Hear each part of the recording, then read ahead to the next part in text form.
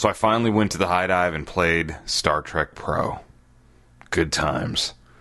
Expo is starting now, or at least it started this evening. I'm in San Diego. The East Coast is looming. It's Coast to Coast Pinball. It's episode 34. Let's go.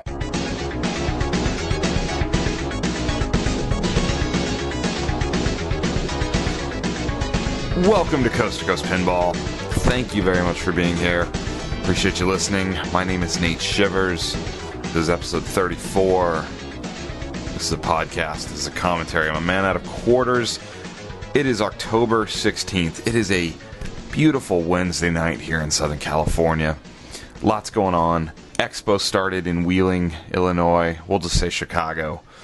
Tonight, they had the opening party this evening. There's games being played. There's food being eaten. And I'm not there. That's okay. I have a lineup of people who are going to be sending me some photos, possibly calling in the show over the next few days, doing podcasts with me, doing some follow-ups. I'm very excited. It's good times. This is a great time in pinball. What's going on? How are you guys doing? Played a little Twilight Zone myself tonight. I've had a good run on that game. Keep knocking Teresa's what used to be her first place score underneath my grand champion score. She's down to fourth place now. She needs to get on it. So, been working her score down a little bit. Let's talk about Star Trek at the high dive, shall we? Highlights and lowlights. So, I had some free time today to go in and play Star Trek. And I have to say, I think I liked it better than Metallica. And that almost pains me to say that because I'm a rock kid. I grew up playing Metallica music, and I was really excited about that Metallica machine. And that Metallica machine is awesome. I've told you here on the podcast, I think the art package is amazing. Everybody says that. I think it plays fun, has good shots, has nice flow, etc., etc., etc., etc. I think I kind of liked Star Trek better. Maybe I'm just a Steve Ritchie guy in the Ritchie Borg confrontation. I don't know. Let's run it down. So, first of all, the game looks great. To all those naysayers and critics on the internets who came out and blasted Stern and Steve Ritchie and the art department for such a plain, boring playfield, I gotta tell you, it works. It works great. What I like about this game, as my Twilight Zone clock interrupts me and scares me, it happens. Sorry. What I like about the art package on Star Trek is if you didn't have the faces of the guys from the movie on the back glass or the side art, you wouldn't really know that those people exist. It's sort of generic Star Trek stuff on the playfield in what you're looking at when you're playing, which I think is a plus because let's be real. I mean, Star Trek was William Shatner and Leonard Nimoy, and then there was the Next Generation crew, and now we've got these new guys. And I think these new movies are excellent. They don't have yet the stability or the lasting kind of legacy in my mind that I need them on my pinball machine necessarily. So there's going to be alternate translates available. The side art is what it is. I'll stick it in between games if I ever own this game. But what I do like is the playfield.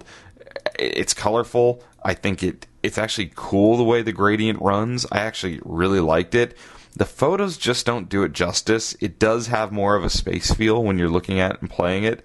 The plastic pieces on the playfield, the ramps and the ball returns, kind of work. Kind of all looks really good. It's a clean looking machine. You know, the powder coat feel on the rails is really nice. The game all feels very solid. You know, I played Monopoly the other day on my lunch break because there's one near me, and the difference between the feel of Monopoly to Star Trek is pretty staggering, coming from the same manufacturer. So, first impression, just walking up to the game, that first 5 seconds with the game in my hands, really good. I like the speaker panel. People were kind of ripping on the speaker panel the way it looked in some photos. I think it looks good. I think it's modern looking. It fits with this game very well, for sure. I had no problems at all for that. The Vengeance ship, the ship in the middle. Because remember, that's not the Enterprise. It's the big ship out in the middle of the game. That's the Vengeance, the big, giant starship from the movie. and it looks great in person. It's big. It's menacing looking. It's a neat toy. When you do hit this toy in the game, it shakes and moves all around. It kind of makes the attack from Mars ship look chintzy and cheap and tiny nowadays, I have to admit. So A+ as far as presentation walking up to the game. The colors look great. I think the majority of that red playfield kind of works because it's a deep red. It kind of fades into the purple and yellow at the bottom. I don't know. I think it all looks really good. The color changing LEDs that are on even the Pro look excellent under those inserts. Those inserts that have the Star Trek insignia really stand out, look amazing. It looks unique. It looks different. I like that. I like the blue colors of inserts on the left for the shields, and then the orange on the right for the weapons. It just has a nice feel. And then I believe there's 3 green inserts also for lighting the locks. The layout's neat. I like it. I wish it had drop targets for some of those. I think that would add another dimension there. For me personally, just because I like drop targets. I like the feel of the ball clicking that target and that target falling. But that's okay. That's not a deal breaker by any means. I will say I was surprised on, and I don't know if this is only for the Pro and the LEs and Limiteds will be different, but the 2 lock areas. So to start multi-ball, there's lock shots straight up the middle underneath the Vengeance ship. There's like a drop target and then a magnet behind it, and that's one of the locks. And then there's a lock target on the far left shot, which is also the mode start shot, which is sort of where like the fuel target on Metallica is. That really far left side shot, past the shield target, stand-up targets. Those locks are end up being virtual locks. I was sure those were full-on ball locks because there's actually a physical place to lock the ball. It's not. The main one up the middle.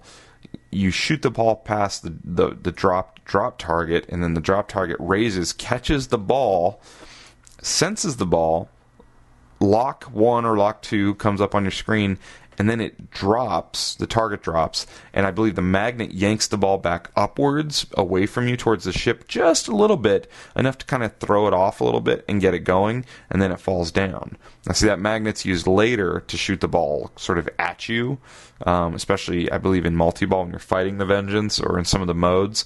Not totally clear on all of the gameplay features like that, but I do know that I was surprised there wasn't an actual physical ball lock of any sort there. Maybe I just didn't read enough about it and I should have expected that, but that was something that I kind of, right off the bat, playing it for the first few times, did notice. The animations are something that I think everyone's going to quickly kind of see and have to become accustomed to. This is not a kind of movie capture style animations where you're just doing like Spider-Man movie captures that are digitized onto the DMD. They created, animations on the DMD. And obviously when you do that, you're very limited on how detailed you can get. And some of them are pretty good. There's a mode where there's some ships kind of attacking each other, and those animations are pretty good. Some of them are kind of, I don't know, they're so 8-bit looking. They just remind me of 1980s video games. They have like a Mega Man feel to them almost. And they're okay. I kind of, in a way, like them because it gives it sort of a cartoony quality, which I think works for this game. Because this isn't a game with a lot of humor at all. It's Star Trek. We talk a lot about how I like humor in some of my themes. Well, how do you get humor in such sort of a straight, serious type thing? Other than you could have like sarcastic call-outs and stuff, which, to the best of my knowledge, this doesn't really have. So the fact that the characters on the DMD have more of a rounded out, less defined, cartoony type feel, I think is okay. Gives it a little something there. The one that's probably the most laughable out of all of them is the match screen. And I don't know why they went with this. So when your game ends and your match screen comes up, what happens is you get like a curtain opens on like a shower, and it's I guess, supposed to be the really attractive blonde girl from the second of these new Star Trek movies who gets basically down into her underwear. Total gratuitous underwear scene in the movie. I think the director even admitted that, yeah, this is like totally silly. We just wanted her in her underwear because she's great looking. Well, they do that on the DMD screen. You get a girl in the shower, but she's covering herself up, of course. And then the shower curtain pulls back, and then it pulls open again, and there's your match number. And the animation of the girl is just so silly. It's really silly. I'm surprised they went with that exactly. But interesting. But overall, there's some neat animations. They kind of replicate the scene in the new Star Trek movie where Kirk and Spock are running through the planet at the beginning, like the red planet with all the crazy stuff, and they're being chased. They replicate that in one of the modes, I believe. It's sometimes hard to see all the animations while you're playing, obviously. That's always been sort of the knock on DMD animations from a player's point of view, that you don't see a lot of it. So, like I said, I like the lights, I like the inserts, I like all the inserts, I like the different shapes of inserts. I think that it's really varied up nicely. And I didn't even fully quite get how all of them worked in the modes. I was trying to learn it as I played it. I was on a little bit of a time crunch. The warp ramp. So this is the left side warp ramp that is shot with the upper right third flipper, and it has the metal entrance into it, and then it's a plastic ramp. It's really a tough shot at first, and maybe it's just me and my lack of skill, but that ball comes falling out of the pop bumper area after every launch, or after like a left orbit shot, or a warp shot for that matter.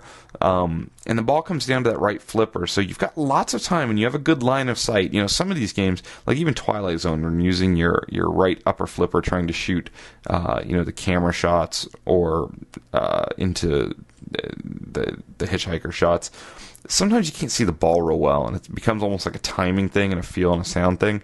You can see this ball really well, and maybe just my anticipation was too much, but I missed that shot a lot. I was often shooting it too steep of an angle, I guess, not waiting long enough for the ball to come far enough down the flipper. Just a timing thing. I think the most continuous warp shots in a row I got were 3. So you hit the warp shot and it loops around really fast right back to that right flipper. But it has a little bit of a drop in it as it comes to it, and you can kind of hear and feel that ball drop back onto the playfield, and you'll start to get the timing going of that. So there will be some good skilled players who will loop that thing a bunch. And from what I could tell, the warp ramp was increasing bonus values and different scoring values. Don't totally know. It didn't seem to play into modes very much from what I could tell. But again, we are still, early days in the code of the game, and whatnot. Like I said, the plastic ramps feel good. They actually I think they have a neat flow and turn to them as they go around the playfield. I had no problems with that. There's sort of like a lot going on in the back of the game, and I wish I had taken my time to really look through it a little bit more on what all is happening back there, because there's sort of like a Starfield cutout thing where it looks like maybe it's supposed to be the warp that the Vengeance is coming out of it. I don't know if it's cut out of metal. I think it is in the back of the playfield there. Looks really good though. Game just felt good, looked good. Liked it. Some difficult shots in this game. This is not an easy shooting game, because you have some tight shots. You're shooting, you have the Vengeance drop target shot, and to the left of it you have the little stand up edge shot like AC/DC has a bunch of, and to the left of that is the alpha quadrant ramp, and then up past in that you sort of get tucked in to where that warp ramp starts getting in your way a little bit. And on the right of the drop target there's a post, there's a stand-up target, and then there's the beta quadrant ramp sticking down that also has those 2 little like mini stand-up rectangular targets. And I found myself at first just hitting lots of posts and lots of those stand-up targets, and some of them are sort of unforgiving. AC/DC certainly has that problem where if you miss, ball's coming straight back at you and oftentimes draining on you. This game has a little bit of that. There's also a post, and I'm actually looking at a playfield right now. I believe it's the post that's to the right of the left orbit shot. That post which is also right below the light lock features. Just a rubber post. Man, I hit that post so often with my right flipper trying to get, you're trying to learn the angles of the game. And that left orbit's a fairly steep angle, but the left lock shot and mode start shot is really, really steep. So you've got two steep shots to the left, and that post out there was getting me. And it was sending the ball straight back down towards the middle on me sometimes. And sometimes even if it didn't drain straight down the middle, it would come so fast, that left flipper, that I was just not reacting quick enough. And then again on the right, you have... on the right side, you basically have 1, 2, 3, 4 shots right in a row with the stand-up target that's to the right of the Vengeance, which I don't totally know what that target does throughout the game, the beta quadrant ramp, the right orbit, and then you have the return of the behind the flipper shot, like in Spider-Man, where you hold up the right flipper and you shoot from the left bottom flipper behind that upper right flipper back into the shooter lane. And that's called the away team target. That did light up on me in between modes. I was never able to hit it when that was lit, so the only time I was hitting into that was when it wasn't lit, and it didn't do much other than fire the ball back down to the pop bumpers as if I was starting a new ball. So, but they're tough shots. Those two extreme left and right shots, those are difficult. And the warp ramp shot off the right flipper is fairly difficult. The right flipper doesn't do a lot in this game. Obviously, it hits the warp ramp, and it also can hit the light lock targets, and those, you need to light those up because you want to, light the lock so you can start the multi-balls. But other than that, it kind of doesn't do much else. I had kind of thought there might be an angle to hit the alpha quadrant ramp left of the Vengeance off that right flipper, but it didn't seem like it. I mean, maybe there's a miss shot where you kind of cram it up in there and it works its way up there, but I didn't get that vibe. So, I mean, if there's a bad, clunky miss of a shot to be had on a game, I'll usually hit it, and I didn't. So, as far as the modes go in the game, you choose your mode ahead of time, and it has that triangular mode selection down at the bottom of the playfield with the different colored inserts, and I believe they're just all light color changers on the limiteds. So you choose one, and then you press the fire button that's in the middle of the game, just like on AC/DC, and that will choose your mode and launch your ball. And the goal is to get 3 in a row, either down the right or left side or down across the bottom, and that'll start the mini wizard mode, the captain's chair. I kept getting 3 lit, but I wasn't sure how to get to the captain's chair, so I wasn't doing something quite right, or else the code wasn't done all the way. But I was getting through the modes fairly decently, and it was fun, but the modes all kind of seemed the same.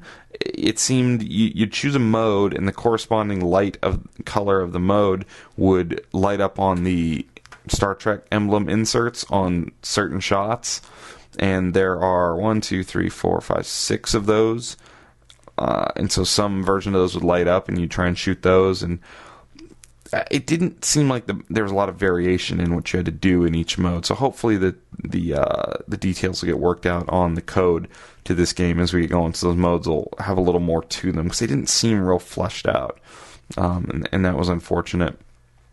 But overall, I gotta say, I think this is a win. I think this is game number 2 that is just absolute win in a row. I mean, I won't say The Avengers is a horrible game, but between AC/DC in 2012 and now Metallica and Star Trek in 2013, I think Stern's on a roll. I think they've got some good stuff. I like this game. I would own this game in a heartbeat. So that's where I stand so far in my first outing on Star Trek, and I can't wait to get Teresa down there so she can check it out and play it too.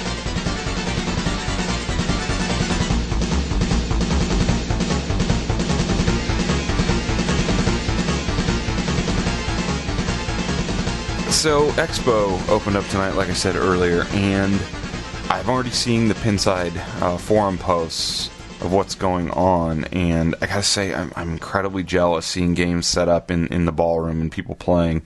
But one thing I wanted to mention is a user on Pinside, Bakushan, I believe is how his name is. He says he's going to be streaming live from the Star Trek launch party, which I forget which night that is. If that's tomorrow night or Friday night, I just don't recall. Sorry. But it's very interesting. He's going to use his iPhone, and he plans on streaming it live. Let's see his post. So he writes, "So I know not everyone can be here in Chicago this week for Pinball Expo. Everyone is eager for all kinds of new reveals, info, and news. One of the highlights will be the Stern Star Trek launch party, where it has not been confirmed, but is widely expected we will see the first glimpse in real life of an LE or premium model, or both." So he's going to set up a Ustream channel and then post the link so that everybody can watch that. I think that's pretty interesting. Amazing how technology works. Amazing. It'll be interesting to see if Expo cares about people streaming. I guess not. People record this stuff there. But he has LTE, so he's going to be doing that. He also then later posted that he's had lots of requests. He got a battery backup. And then it got interesting. Then he posted a picture of the setup, and you saw the games set up with the cameras, the HD cameras, like mounted up above them. In this photo that he posted, I'm looking at an Avengers. It looks like an AC/DC, a Metallica. Can't tell what that is down farther. I see a Star Trek on the far end. I see two Star Treks, and they all have these really cool HD cameras, which will be streaming on Papa TV, I'm guessing. So that's pretty exciting. And then he posted, "Oh snap, check out this ad from the Expo program." And he's got a Expo program opened up, and it's a full-page ad with obviously what looks to be a pinball machine covered by a blanket with a giant question mark on it, and it's just on like and this is all a digital ad that's made up, and underneath that, "Coming soon, learn more on Saturday 10/19/13." So this Saturday somebody is announcing a new machine, and I don't know who or what this is. I had been tipped off by somebody of an announcement that was possible by Stern at this Expo, although for some reason I don't think that's what this is under this blanket, but maybe it is. I don't think so, but we'll find out. Could be interesting. If there's no, I won't say that, but I have to read one of the Sammy's guys from Pittsburgh on Pinside wrote, "An old dead man in a chair under a blanket. Thanks for doing this, by the way." Which, that's pretty funny, because when you think of it, it does look like an old dead man in a chair under a blanket. So I thought that was amusing. But that's big. Somebody's announcing something, and I don't totally know what it is. Speculation already started in this thread. It could be Highway Pinball, could be some other things. We shall see. And then Bakushan went to post on some more photos of live play going on right now from the free play rooms. We play in Medieval Madness, some other games off in the background. I see a Jurassic Park setup. I don't know what that is. There's Elvira and the Party Monsters, Harley Davidson, The Lost World. Welcome to the D-List, Lost World, your big egg. There's a Flash in a photo. Creature from the Black Lagoon, Firepower 2, just a lot of games. WWF for a Rumble. I'm so jealous. I want to be there. I'm just going through his photos, looking at him. It totally makes me jealous. And then also a picture of himself, Bakushan, smoking cigars with Jody, who is the marketing director of Stern. And actually one of the guys I work with said to me the other day, "Hey, you're into pinball, right?" And I said, "Yeah." And he said, "I'm like buddies with Jody Dankberg from Stern, right?" I said, "No." And he said, "Yeah, he's on my Facebook, so I might have to exploit that connection soon enough." But very cool. So, Bakushan, if you check out this podcast, never hear this, thanks for posting this stuff. I'll be watching your thread over the next few days. Very cool. I can't wait to see what the reveal is. We'll update Coast2CoastPinball.com as we find out more. So, check the email. We are going to check the mailbag. Before I get into the mailbag here and kind of go through the email, I listened to Pinball Soul episode 17. Was it 17 today? I think it was 17. And Josh Blood puts out a really nice podcast. It's kind of a catch-all for all things happening, and it's done in a real pro manner. I like his podcast a lot, and it was interesting. So I noticed two things. His podcast hit my podcast app today, which I was excited about. I'm always waiting for everyone to put out their shows because I am a fan of these shows. And I downloaded it. I noticed it was really short. His shows usually are a bit longer. And I had a drive this afternoon for work, and instantly I could hear his voice was off. Like, he didn't sound the same, and it actually freaked me out for a second because I didn't. You listen to these podcasts enough, you start to really get to know what someone sounds like, and it didn't sound like him. And it sounded like he was sick, honestly. I thought maybe he had a cold, which later on in the show he did kind of go into. But one thing I will say, and this is sort of just a little shout out to Josh, tell him to keep your head up. He did go into sort of what's going on with him personally after he did the bulk of his podcast. And I think the government shutdown really affected him and his company and his work, bummed him out a little bit. Said he's had a little more negative slant on things lately and trying to focus on the family. And he said he just, he had not quite had the motivation to really keep it up and get the episodes of his show out as often as he'd had and keep the website as updated. And I will tell you, he actually even mentioned me that this show keeps cranking along. And what I will say to Josh is, it's not easy. It isn't easy, and I feel you, man. Keep your head up. I have to force myself sometimes to get these notes taken, to get this going, and I do it for the creative outlet, like I think is why he does it. I do love the hobby, so I enjoy your show greatly. I hope that you start feeling better, and I hope you get over being sick. Being sick's never fun. So kudos to Josh for getting a show out when he wasn't feeling good, and hopefully you feel better soon. So I'd throw that out there. Let's get into the email. First email I have, this was actually from a week or so ago. Nate, I just drove across the country, coast to coast. Get it? Yes, I get it. To help move my best friend in his new home in San Francisco. He and I both have been living in Baltimore.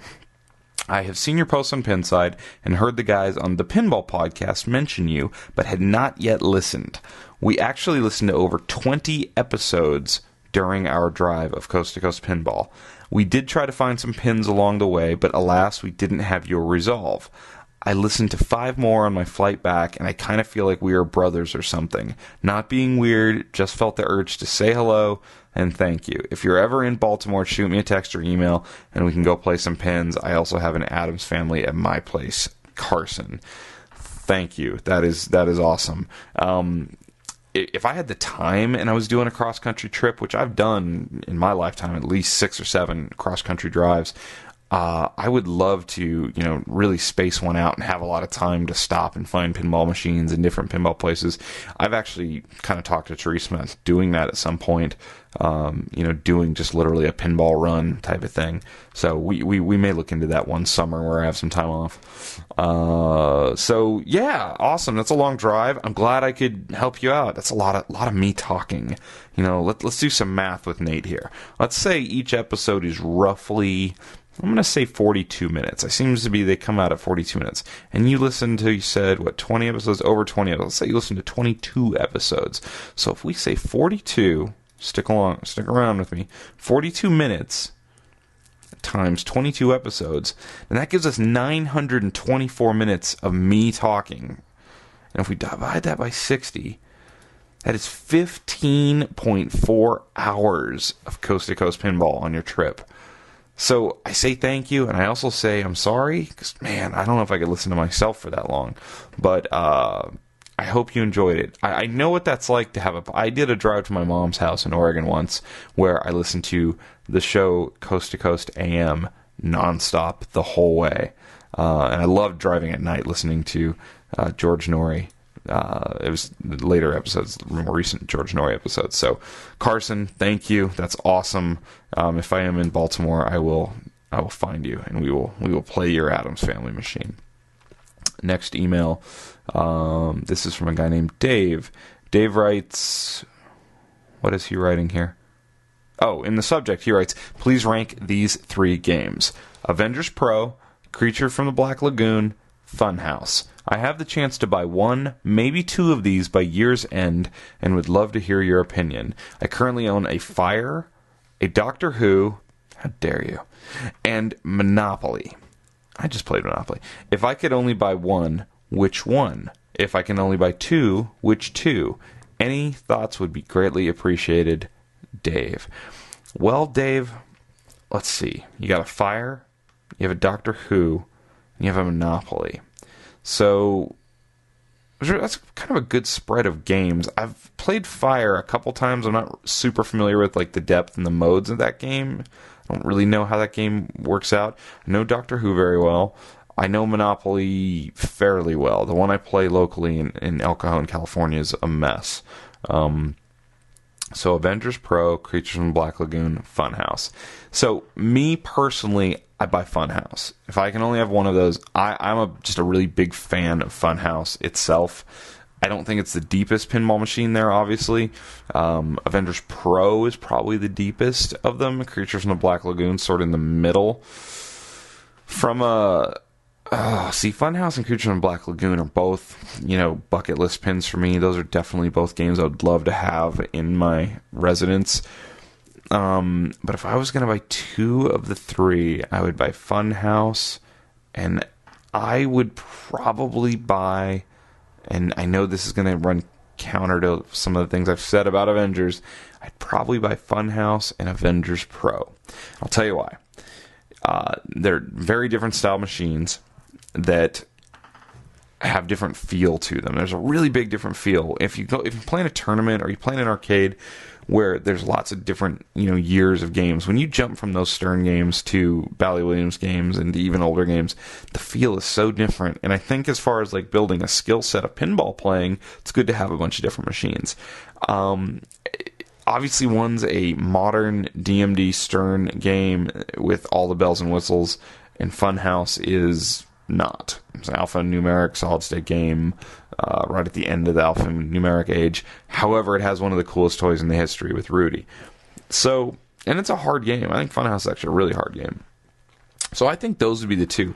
I love the idea of Creature from the Black Lagoon. I love the way Creature from the Black Lagoon looks.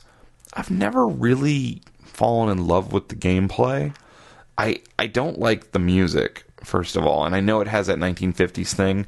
I just don't like it. I don't know what it is about it. Never liked it. I like some of the call-outs a lot, but I'm not good at the game. I think it's hard to see a lot of stuff on that game. I feel weirdly cramped in that game when I play it. That being said, I would buy one if one came along here in San Diego at a nice deal. I'd be all over it. But if I had those three, I would probably Funhouse, Avengers Pro, and with one caveat, I would buy Avengers Pro very much with a clock ticking above my head of probably 6 months and be flipping it, getting something else. So I think that's where I'm at on those. Let me know what you end up buying. Appreciate the email, Dave. Let's see. I've got some emails here I'm not going to read. I will give you a little bit of an update. Last episode, I talked about Brendan Bailey and how cool I thought his artwork was, and I told you that he was going to be doing artwork for me. He just didn't know it yet. He knows it now, and he still hasn't told me if I can afford him. But yeah, we're going to chat soon. He may come on the podcast at a time in the future. I have an email here from a guy named Martin Gosling, and Martin wrote me, "Hi Nate, I'm going to be introducing the Gauze mod." His name is Gosling, so Gauze mod for the Attack from Mars at Expo, and would appreciate your open and honest opinion on it, as I respect your opinions and you say it as it is. Well, I've got you fooled. No, I'm just kidding. The Gauze mod is simply a new PCB for the mothership in Attack from Mars, which uses bicolor LEDs, so basically a two-color LED. The LEDs normally light green, but at certain points during the gameplay, such as when the mothership is hit, the LEDs will turn red. Because in the original game, if you remember, this is not him writing, this is me talking, the game only has red LEDs in the mothership on the Attack from Mars spaceship. He continues. This is less of a mod and more of an enhancement to an otherwise excellent game. In fact, I personally think that is how the original design would have looked had the technology been available in 1994. The product takes less than 5 minutes to install and needs no technical expertise whatsoever. Yes, even Teresa could fit it. She's pretty smart. Don't underestimate Teresa. So, everyone can and should fit it to their game. More information, including a demo video and ease of installation video, can be found at gozmod.gozzled.com. An excellent gift for Thanksgiving. Martin, are you from the United States? I don't know that you are. We don't really give gifts for Thanksgiving. Maybe he's just joking. I think that's kind of funny how he said that. I'm trying to look at his site to see if he's from the United States. Where are you from? If you're from the United States, it's funny. If you're from another country, that might be sort of sad. I'm just kidding. So I went to gozmod.gozzled.com and I looked all over his site, checked it out, watched the video. It's cool. I think it's really neat. $120 to change the lights on it. I think that might be a little steep, but I will say this: anytime you can outfit a game like that's of such high value with a new board or mod that not only kind of enhances the game without being sort of overly done and gaudy, and probably it's a more stable PCB board than the one that originally came in that.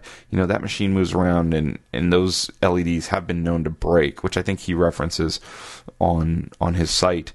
I think that's a good thing. So I would encourage anybody who owns an Attack from Mars to find the Goz mod LED system and check it out. It's pretty cool because the little LEDs can light both green and red, and the video looks cool. I think it's great. I hope you do very well with them. I don't know, is $120 good for that? Somebody with an Attack from Mars who listens to Coast to Coast, email me, tell me, is that good? I don't know. I'm not super big mod guy, but I know some of the mods on Twilight Zone run that and more for similar features. I mean, some of them don't even really move, they just sit there. So best of luck to you, Martin. I hope that you sell gobbles and gobbles of your Goz LEDs. So yeah, let's see. Friend of the show Joe burst Teresa's bubble a little bit and sent me screenshots of King Arthur themed virtual pinball machines. So interesting. He also pointed out, I think I was talking about would the ball go upside down in a loop on any game ever, and he pointed out that the Highway Pinball game is supposed to do that. Did that end up doing that in their final production? I don't know that it did. He sent me a link. I can't read the picture. I'll have to look more at Highway Pinball as we'll be seeing some videos of them at Expo. So at least somebody's thinking about it. Thank you, Joe. Appreciate it. I might talk to Joe. I think he's going to Expo. So, Todd wrote, great episode this week. You've really nailed it. Keep it up. It gives the hobby a great life. So I told you I diverted from Bram Stoker's Dracula and bought a Twilight Zone. Well, I picked it up today at the White Rose Game Room show in York, Pennsylvania. The game's in really good shape. Beautiful playfield. Cab has fade on one side. One opto need to be replaced. And for your eyes only, I paid... And then he told me what he paid. Seems like a good deal. Yes, Todd, that is a good deal, what you paid. Very good for you. It's less than I paid by a good bit. The show itself in York was a good one. Loaded with vendors like Coin Taker, etc. I bought the Coin Taker color-changing back glass kit for Twilight Zone. Good call. Stern brought Star Trek and Metallica. Jersey Jack had 3 Wizard of Oz. I was stoked to play Black Hole and Haunted House. Thought Haunted House was the better of the two for overall play. It's funny. Those two games, obviously, same era, same company. I always hear from people who play both right next to each other that they think Black Hole plays better. I'm a much bigger fan of Haunted House theme-wise, so that's interesting. Todd had the opposite thought that I hear, and when I say I hear this, I've probably heard it twice. So well noted. I like that, because I've always thought of maybe owning a Haunted House someday. The Black Hole had the hood up for repairs 4 different times that I saw. Not sure if I'd ever want to own either of those games for that reason. Yes, that is the thing that at one point scared me years ago. It would have been my first pinball purchase. I had a chance to buy a Haunted House for $900, and I did not do it. I have to say, I'm just not a big fan of the feel of the Stern games. Even Pirates of the Caribbean felt, well, very plastic-like. You know, that game kind of does. That game is very popular and has a high value, but it has kind of that cheap feel to it. Worst game I played today was 24. Ugh, what an awful game. I was also not impressed with who done it. I'm not a great player, and I ran my first game up into the billions. Got boring quick. That game has the potential for that. And the way you score on that game, it gets really, really nutty. I like whodunit. I think whodunit's unique. I think it's neat. Probably would never own whodunit, though. That's one of those games that when I see it on location, I'm like, yes, whodunit. Would not want to come home to it every day. Great day, though. Loved all the games and seeing so many pinheads geeking out. Funniest thing I saw is the picture attached. Check out the scribbled, "This machine sucks." It was on the side of a Mars God of War machine next to the Black Hole I was playing. It made me chuckle. I'm opening this. Oh yeah, somebody scribbled all over this machine. Looks like it had been out on route, and somebody wrote in big letters, "This machine sucks." That is kind of funny.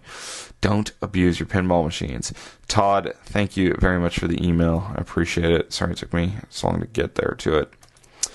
Corey wrote me, "Hey Nate, I've been listening to your podcast since nearly the beginning. It's absolutely my favorite. I am on my own trip searching out pinball. I'm from Houston, but today I'm driving to Austin to go to the Pinballs, with a Z on the end, arcade. I've been there a few times before, and it's awesome. They have about 150 pins. I usually take some pics, and if you're interested, I can send a few. It's 11:53, and it opens at noon, so I'm off." And this was a couple days ago. Corey, I hope you had a blast. I know all about pinballs. I'm going to get there sometime. I have a lot of ties to Austin. So does Teresa. Teresa owns a house in Austin, so I will spend some time there. They have a large tournament in December. I believe it was a Papa-sponsored tournament at Pinballs, so there's a slight chance I get out to that. So thanks for the note. Let me know how it was, and we'll talk about it on the show. So that is all the mail I'm reading tonight, because this show's over. Man, I look down and we're way past the 40-minute mark, which is sort of where I try and get to. My voice is going out. I'm a little worn down. Been talking a lot lately. So if you'd like to email me, I'd love to hear from you. Email me about anything you want. Coast2Coast Pinball at gmail.com. You can check out our website, which has the podcast all the way to the beginning, the photos we do, my blog, which is really just a place for you to complain about mistakes I make. That is at www.coast2coastpinball.com. Follow us on Twitter at C2C Pinball. Like us on Facebook. Just search for Coast to Coast Pinball on Facebook. You'll find us. And if you're at Expo and you're listening to this, enjoy it. Take some pictures, post them. Get on Pinside. Let us know how it's looking. And if you're not, and you're like me, go play some pinball somewhere. I can't wait to talk to you guys again soon. Take care.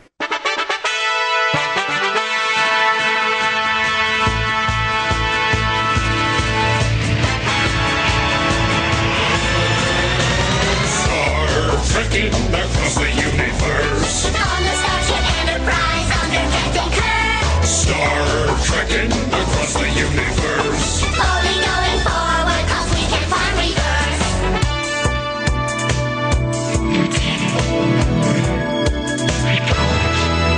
There's Klingons on the starboard bow, starboard bow, starboard bow. There's Klingons on the starboard bow, starboard bow, yeah.